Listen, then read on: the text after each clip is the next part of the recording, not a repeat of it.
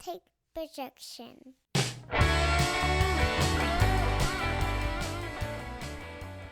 Welcome everybody to Taking on Sports. I am TD. That is Greg. Greg, how you doing this week, man? I am good. How are you today, sir? I'm pretty good myself. Enjoying a nice, lovely Sunday here in the Magic Yes, City in sir. Birmingham. Uh, Folks, we're just gonna get right to it. Of course, doing our college football previews, and this week, big seismic shifts in the world of college football. I guess to no melodramatic at all to say that the the Pac-12 is pretty much dead. Uh, Yeah. After Colorado left last week, back to the Big 12, it was like, okay, whatever. That's 9 teams. They might could add San Diego State to get back to 10. Still a good West Coast conference, even though they were without their, two big names in USC and UCLA. Uh, Rumors starting to emerge in that the Big 10 was looking at Oregon, Washington, Cal, and Stanford.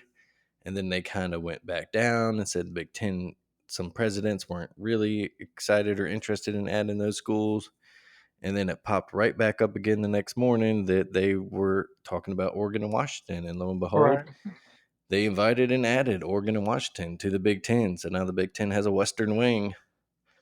And following that news, there was news that Board of Regents in Arizona were discussing moves going to the Big 12. And Arizona made the first leap. And sure enough, Arizona State and then Utah were behind. So now, following Colorado, the four corner schools, as they call them, Arizona, Arizona State, and Utah are in the Big 12, making that a 16-team conference next year after Oklahoma and Texas leave. Wow, just a whirlwind. I think we talked Yeah. about it That's, this week to ourselves, and just how quick everything was the most amazing part of it. And you could, yeah. once Exactly. USC and UCLA left last year, you could kind of see it coming a little bit, but maybe You not to know, this five, extent. 10, yeah, maybe 5, 10 years down the road completely. And they just, I guess, just didn't even want to see the ship go down with the ship or start sinking with the ship. And, hey, you got to get it while you can, while you have value, and, don't want to be stuck before it's too late. So, I mean, the Yeah, and pack. that's what I was going to say. You pretty much nailed what kind of the Oregon and Washington representatives and Arizona's and all those schools said is like they pretty much had to make the move now, or be left in the dark as far as the TV money. Exactly, because what the Pac-12 sounds like they didn't plan it all until the very last second, and that Apple deal just sounded terrible. Because first of all, the convenience. You want to be able to be on actual live TV. Hmm. Not everybody has the Apple TV app. Not everybody uses that. So that's another subscription. On top of that, your guaranteed money is based upon your subscribers, so you can't even guarantee how much money everybody's gonna be making. So it's just a seem like terrible planning, and more or less, I take it as the big. The Pac-12 basically thought that they were as important as the Big Ten just because they had that Rose Bowl mentality. Hmm. Clearly, no self awareness at all out of the Pac-12 at all, like at all. Like, No, yeah, for sure, and it's a good segue into just talking about the downfall of the Pac-12, 10-9-4 now. the Pac-12. Uh, and it started, it's a weird thing because about 11 years ago, they actually signed the richest television deal in college sports history. With the advent of the Pac-12 network, they were going to own it. The conference own, was kind of a risky move at the time, but it was also kind of a bold move. Exactly. And something that really, if it had worked out right, could have Could have been huge. really, but yeah, it could have been huge. Could have put a lot of money in those schools' pockets. And again, this is real quick too. Before we get into that, at some point this season, we're gonna hear some Fox or ESPN talking head talk about the ruined nation of college football or whatever is thanks to NIL and transfer portals. And just know that it's absolute horseshit. And Yeah. do not even just whatever your feelings on that are. That's not the reason that if college football isn't the same as you remember it, it's not that. The No. kids having autonomy and the power to make their choices and make money, that they rake in billions of dollars across this sport, they should get a share of it. That's not Oh the yeah, reason that these conferences are blowing up. It's because it's greedy television because executives and university presidents want big bonus checks, and they want to be had the ones that have their name on it to say we brought the school this much money. we're the people And that brought it in, and we're the people mhm. that yeah, Yeah, exactly. And it's I think ESPN and Fox. Yeah, right. And I think I made a post earlier, but when everything was kind of going on, the same people that are complaining about NIL and uh, the transfer portal and it's the reckoning of are the will you will not hear a peep out of them when it comes to conferences literally going from California to a Midwest conference. There's no issues with that at all. Clearly, mm-mm. it's a money grab, just like everything's a money grab these days. But I mean, twice as much money involved, way more than any player could ever dream of getting. But yet, that's the only complaint. It's so funny, and you won't hear any coaches talking about going to Congress about stopping the teams moving from the far Pacific Northwest to the Yeah. Midwest Conference at all. That won't Conference that ranges from LA and Eugene and Seattle to Piscataway, New Jersey, and College yeah, Park, Maryland. It's literally the whole ridiculous. country. And you definitely won't hear them speak up for the Olympic sports and the non-revenue sports. Oh And there's a flurry of softball players, Pac-12 softball players, that got on like Twitter and social media yesterday and made their voices heard, and they're oh absolutely right. This is a football pure thing, and oh if yeah, they had stepped out and clearly said, like, hey, maybe this is just a football only move. Let's keep these regional conferences intact for these other travel games. yeah. But you're going to have field hockey teams traveling from, LA to Bloomington, Indiana, say on a random Wednesday. Like, Yeah, that's how are they? Yeah, ridiculous. who? Yeah, because how are they? First of all, most of these, I guess, out of the big three, and honestly, the big two, because I was looking at revenues, and a lot of baseball programs don't even make money for the schools. It's Nope. literally two sports that are making money for the schools. So I can only imagine what the travel accommodations is going to be for, a track team, yeah, but swimming team, etc. When they're going, yeah, L.A. to New Jersey or, flying out, Nebraska to Eugene, Oregon. Like, what are their accommodations and how are they getting there? Because they're Hmm. already at negative money, and no fault of their own. I mean, we know how the Olympic sports and other sports go, but I mean, then definitely they are not in the consideration or concern when it came to this money or moves that these conferences are making. Yeah, absolutely not. Any any statement from any university president or anything that says this is about the best interests of the student athletes is absolute horseshit. Yeah. It is about their pocketbooks. About Oh, Fox famously, they have multiple USC alums and they like on their board and their executives that wanted USC in the Big Ten. They wanted USC in more big time television games, and right. um, but yeah, I it's mean, it's just it's great a for college football, and I mean, it's exciting for us fans. But yeah, outside of football and basketball, like it's mhm. uh, by my a shit show for everybody else and a headache.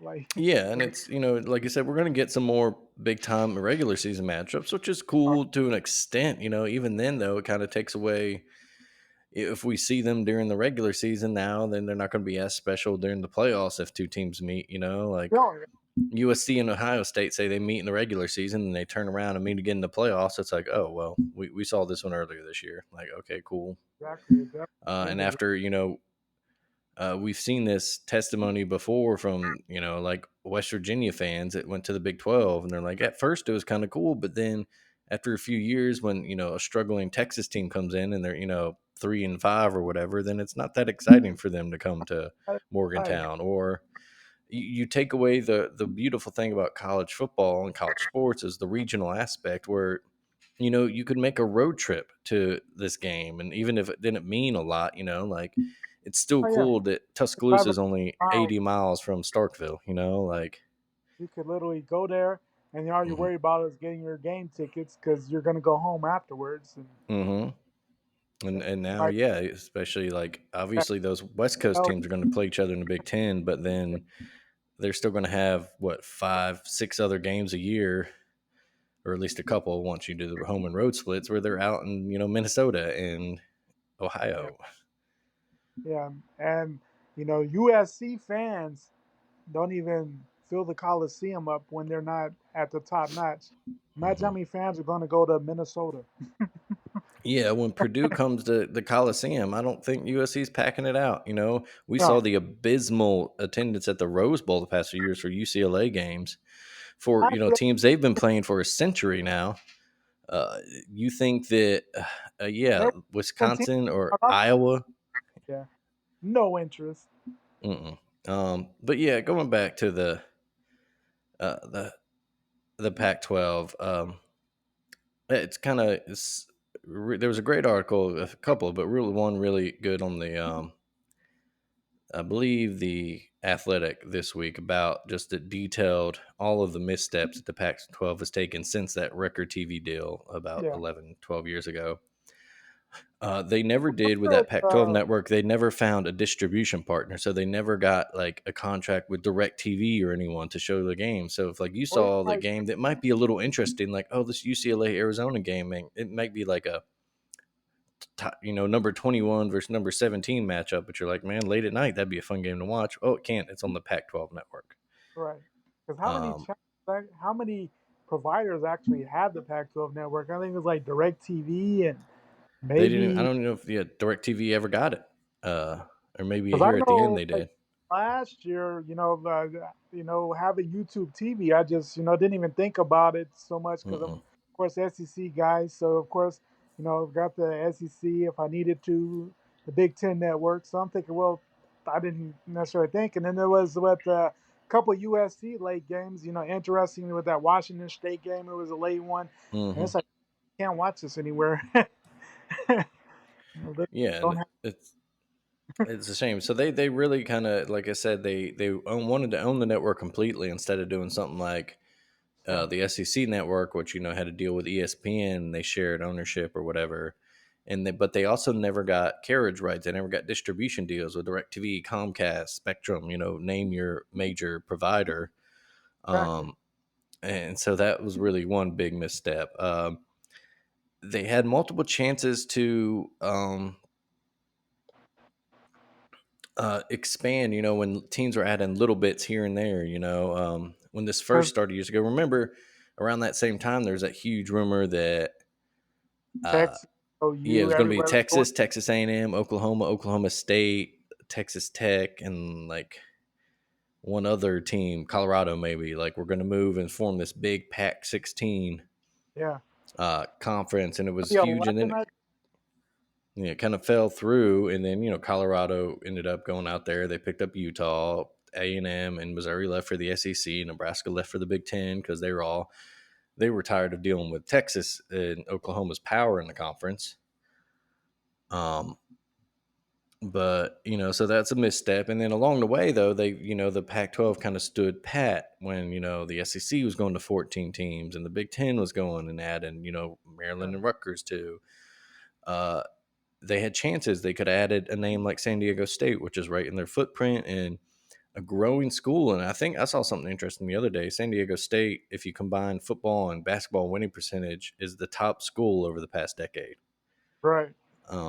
They just built a new football stadium. They just made the national championship game in Yep. the NCAA tournament. So And it that's also an attractive keeps school. you You in have someone that you have someone like southern, BYU. Go ahead. also keeps you in that Southern California footprint. Mm-hmm. Because because there's been rumblings for a long time USC was out the door. I mean, of course, it came official last year, but I mean that was literally no secret that they were been pissed off at the Pac-12 for 10 years. Mm-hmm. Right? They're like, hey, we're carrying this conference, and there's nothing. We're not seeing anything from it. And the Pac-12 was kind of like, well, Yeah, drug their feet on getting a new media deal. Didn't Um, and we'll get to that. But yeah, I guess we'll talk about it now, but yeah, they drug their feet on a media deal, and they finally got this, like you said, this lackluster Apple one that's based on subscriber counts and all this. And like Apple's, it's a decent app. We have it, and I watch baseball games on there time to time. I'm There's about no to put it problems right with there. it, but it It's wouldn't want just to not, be the only way I'd want to watch games. yeah, exactly. Like Um, everybody else is expanding, getting better, and you're literally getting worse. Like that's not a good yeah, look. yeah, just so many missteps from former commissioner Larry Scott. Oh, And we mentioned expansion, go back to that real quick. A team like BYU, who's now in the Big 12, they're not the sexiest name out there, but they have a huge following because of the Mormon yeah, church, over that the brings country. you so many subscriber numbers. It brings you so many eyeballs and ticket sales.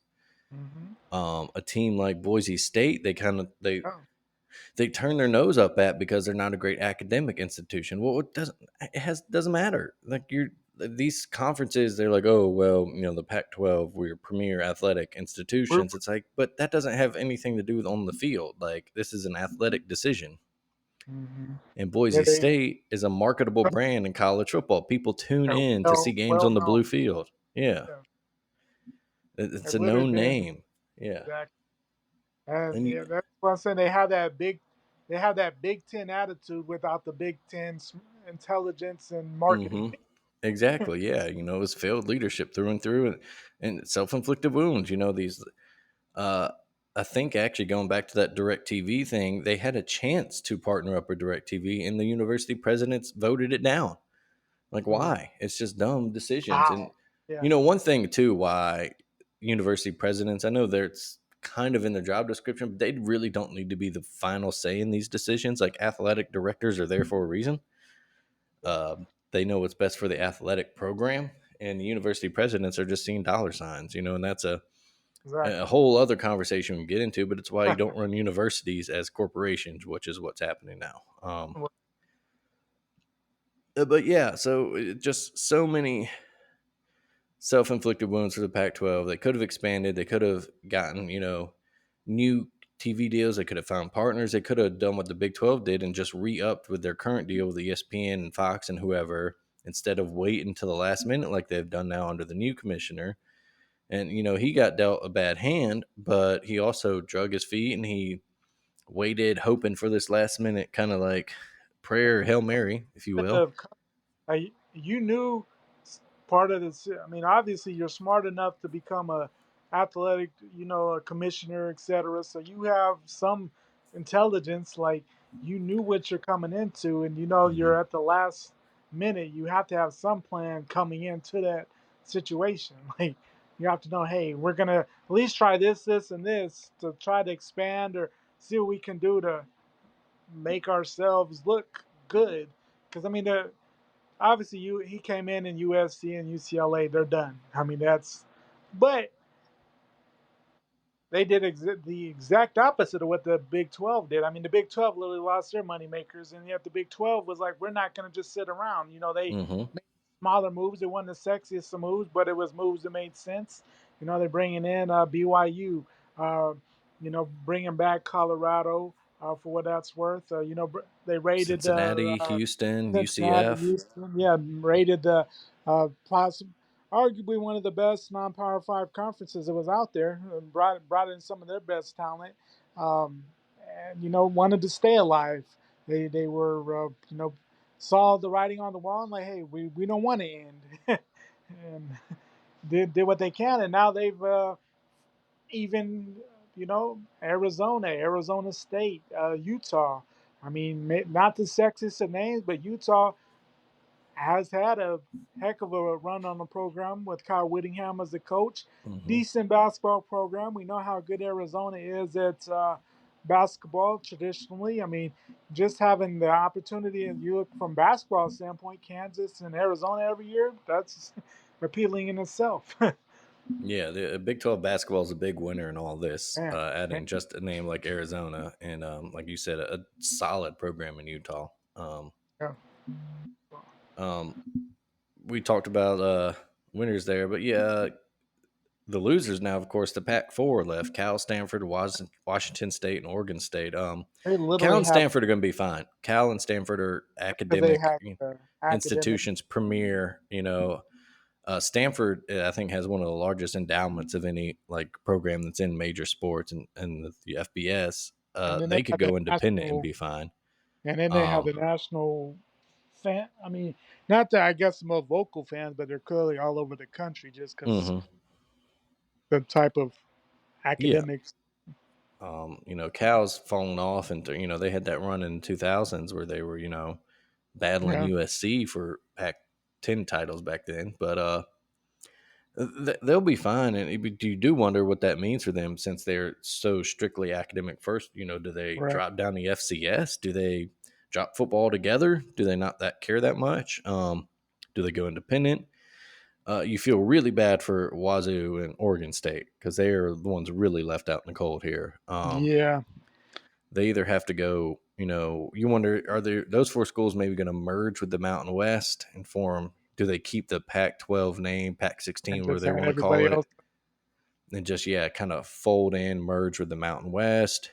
Yeah, Do Cal and Stanford try to go independent, or, like we said, drop it all together? And then Oregon State, Washington State are left to go to the Mountain West and lose, tens of millions of dollars in revenue every jeez, year because of the football or the TV deal. right.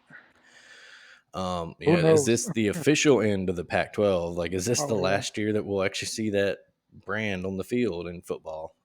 yeah. I mean, we're last of days for sure. I mean, it was. I mean, basically we're on this last leg already, but man, they move way quicker than everybody anticipated. Once, Mhm. uh, and then you look at it from the other coast. I mean, the ACC is basically going to end up like the Pac-12, and really the only thing holding them together is they have the monster out clause for Mhm. teams to leave before that 2034 thing runs out.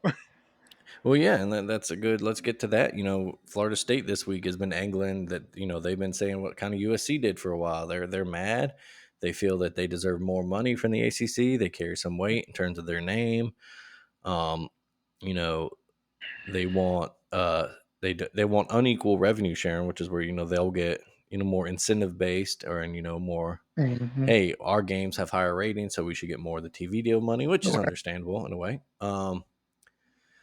And they basically have all but said that, like, somebody please come take us from this conference. Like, we will try to raise. They're trying to raise money privately to pay the out package. Like you said, the grant of rights deal doesn't end until 2036 in the ACC. So That's really the it's not only like, thing keeping our conference together. We're yeah, lucky and they all signed and agreed to that at one point.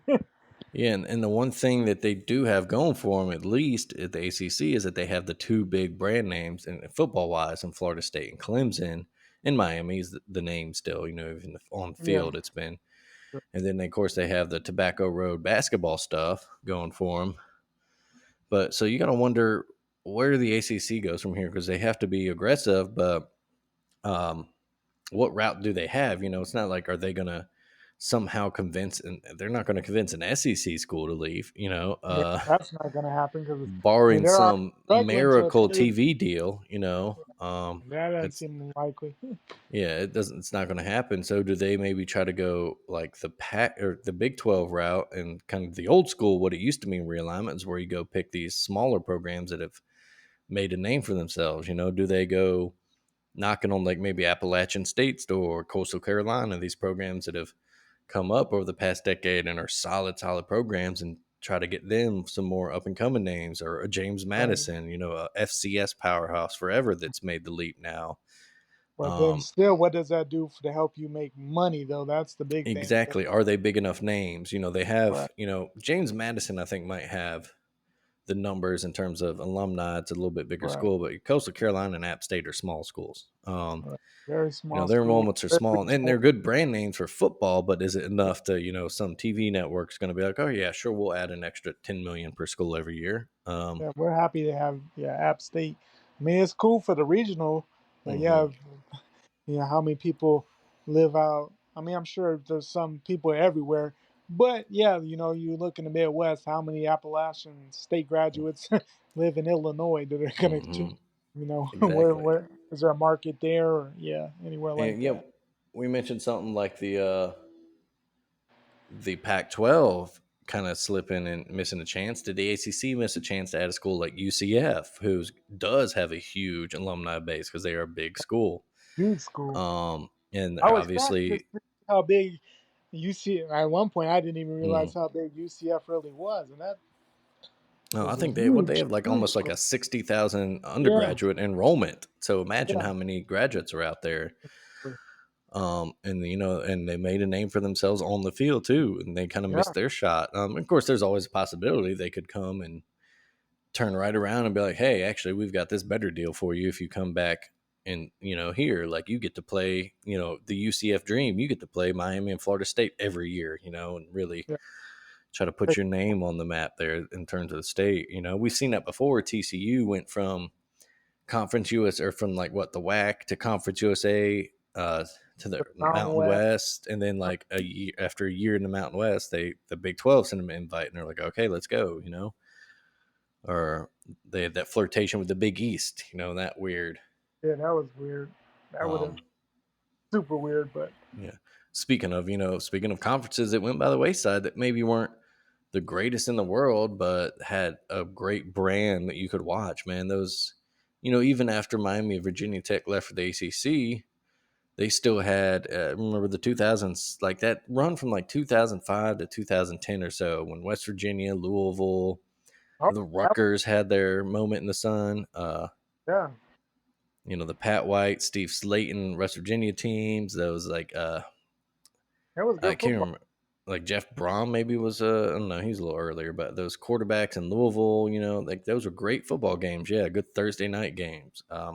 Yeah, And now the ACC picked apart the Big East, and now it's gone from football. And although they do have three national championships in the past like what 8 years or something like that. It sucks to see from a fan standpoint because of what college football is, such a regional thing. It's fun to see those random upsets, when you don't want it to happen to your team, but when you're tuning into a random like Vanderbilt, oh wait, Vanderbilt has a 10-point lead on Florida and 5 minutes left. Like, what's going yeah. on here? You're gonna Or turn like, to it. yeah, exactly. Or like years ago, I think when we were in school, uh, There's always some upsets on JP early yeah, morning. those JP or like a Thursday night ACC game, like, number four Florida State's going to lose to who? Like, um, Ready to rush the field at Wake Forest because they got Florida State on the ropes with five yeah, minutes. exactly. Yeah, you tune into the game and you see all the students like right there on the edge. You're like, oh, wait a minute, we need to watch the last few minutes of this. That's what is the real unfortunate thing of it, and that's what we lose in the terms of if that's what we sacrifice to have more USC versus Ohio State regular season matchups, I or mean, it's cool for a little bit, but yeah, yeah, that yeah, if you have it twice a year, it loses its luster. And then, I mean, technically, you could almost, if things were crazy enough, I mean, you could almost have that three times a year, depending on how the playoff work out. I mean, you might have a hmm regular season matchup, you might see each other again in the Big Ten championship game, and then both you guys are in the playoffs as a three and a nine seed, and you're playing each other again. So hmm some of that might lose quite a bit of luster. Very cool at first, but yeah, definitely or adds. even just seeing it a few years in a row. You're like, okay, like we mentioned the first time that one of those, it's cool now seeing Alabama Texas because we haven't played Yeah, since the 2009 national title game, but 10 we years play is each other coming. a few years in a row. The next time that one of those teams comes in and they're like 3-3 versus 2-4, that Like okay, that's not that special. Uh, that. those are the games when and the seasons when those regional rivalries really make things more exciting. Yeah, exactly. When you're down a little bit, but you kind of have this hatred or this dislike of a team because you play them every damn year. They're annoying to you. You don't like their fans because you see them all the time. They're 80 miles down the road from you. You can drive to their campus. It's a 2-hour Oh, drive to their campus. Yeah, like uh, that's what we're losing here, and it makes you wonder too where the future of this is going. So, uh, do you know? And you hear too, like some schools, Washington said, like, well, we had to survive, and it's like, did you, like, we didn't have a choice. It's like, well, I guess not, but you did, because at some point, surely, at least all the Power Five conferences could have got together, or hell, all the FBS conferences could have gotten together. All their commissioners and their school presidents or athletic directors could have gotten together and be like, hey, let's work something out here to keep this great thing we have and make everybody the most money we can. Um, and, I've said for a while now that it probably should have been, instead of all this realignment, what it should have been is maybe uh, instead of forming a big super league, which it seems like we're on the course for, we're going to get basically an AFC and an NFC of college football, and like Exactly. a And 32 some team. regional. Yeah, it's boring. We could have slimmed down FBS, like, I hate to say it, because, when we were in college, Maction, was a great thing. And we had those, like Ben Roethlisberger and Omar Jacobs and all those great Yeah. MAC quarterbacks came out of nowhere. But that's a conference that financially just can't compete with the Big Ten or any other conferences. Like, do they really need to be FBS? Can they go down to FCS? Can we create even another league where we have maybe like 80 or so teams as your top team, and then you have something that's combination of like the smaller, the mid majors, if you will, of Mid major, FBS and the top tier USA. of FCS, and they form like Division Two. Hmm. You know, it's just when they say like this is an inevitability, it's bullshit too. It wasn't. They could have done something at some point. Um, Some point, everybody could have came to terms, but everybody mm, thought that they were. Some people thought that they were way more important than they were. That mhm, day would never come. The mhm, people weren't going to leave because, oh, the Pac-12 is major brand. At some yeah, point, yes, but you have to evolve and look around and realize, hey, we got to change something, or we're going to end up how they are right now.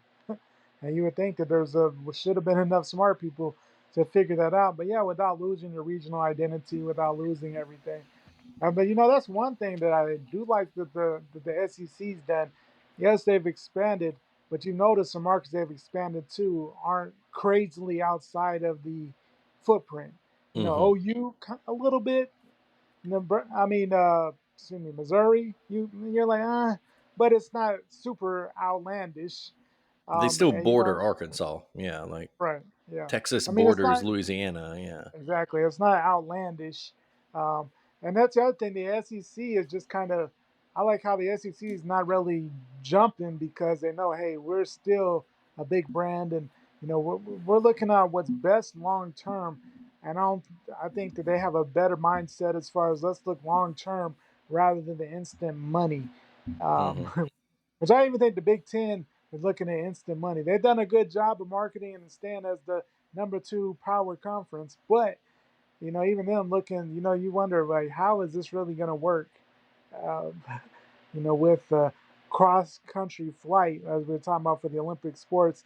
Their uh, Wednesday night, even a baseball game in Piscataway, New Jersey. I mean, these guys aren't clearly not getting the same love from my teachers and everything else. So why weren't you in class? Well, I was in New Jersey. The next day, Yeah. I'm in New Jersey. Or the track team or swim team, they're not going to get the love and the tutors and everything that the football teams get in there. So. But that's the one thing I do like about the SEC. I think they're kind of, in some sense, keeping it as regional as possible without, becoming, without losing any value. Thinking more long term than the other spots are at the moment.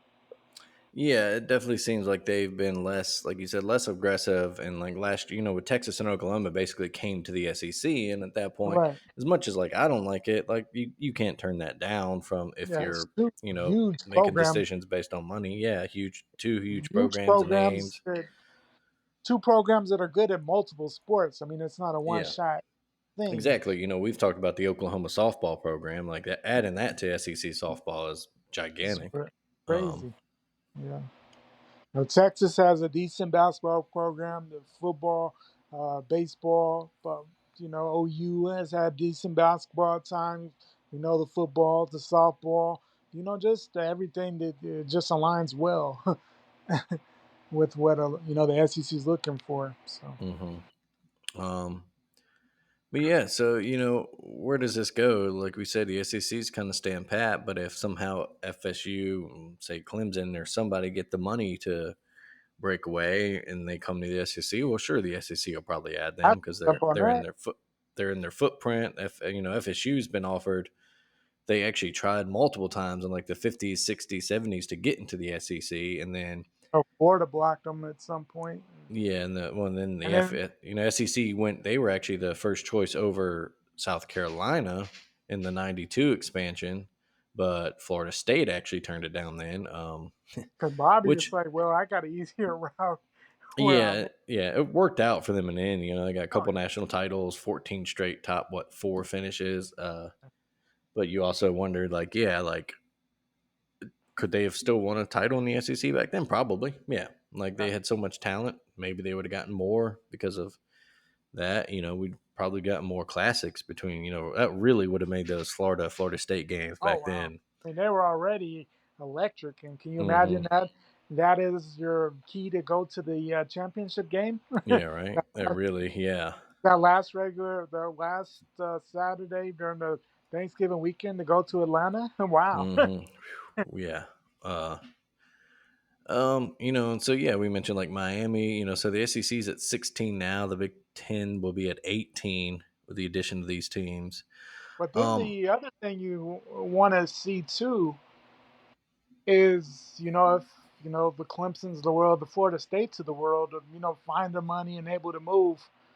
What who, then what does the rest of the country do with the other ACC teams? Because you got to look at it after the football schools. There's not a lot of lucrative programs, and we know Duke in the basketball, but we know that basketball only carries so much money. mhm.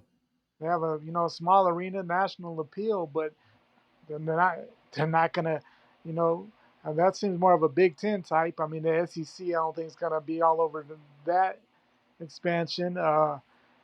And really, I mean, I would think Carolina would have the most appeal for the SEC outside of the football school just because of the basketball. They're decent at football, the national brand, Jordan, everything that goes along with that more than anybody else.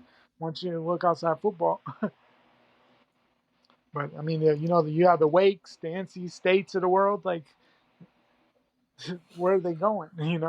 Well, yeah, and that kind of leads into my next thought here as we start to kind of wrap up this discussion. But so say we get all these, big conferences, excuse me, they kind of do they break away, form their own thing, um, or is there another route where do they start dropping schools? Like we Yeah, mentioned Rutgers in the Big Ten, like they just were added, a few years ago, but but what do they add? what Have they what really added value anything do to they the conference? really? Yeah, What they're cashing checks, man. Um, cash and they checks are not adding a lot. You got the mm-mm. New York, I guess, TV market, but honestly, Does New like, York care about college football?